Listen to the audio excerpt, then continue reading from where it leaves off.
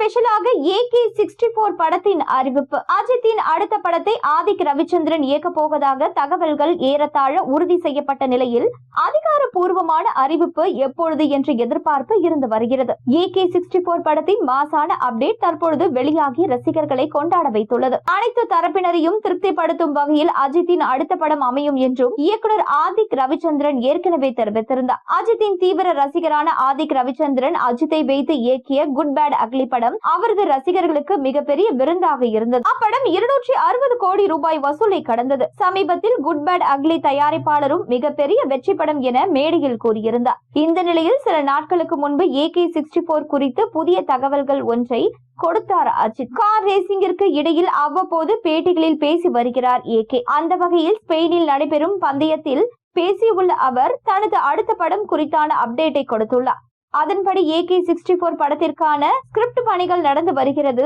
அதிகாரப்பூர்வ அறிவிப்பு வெளியாகும் வரை என்னால் எதுவும் சொல்ல முடியாது. அதற்காக காத்திருக்கின்றேன். இவ்வாறு தெரிவித்தார் AK. இந்த ஆண்டு இறுதியில் இந்த புதிய படத்திற்கான பணிகள் தொடங்கப்படும் என்று ஏற்கனவே அஜித் குமார் அறிவித்திருந்தார்.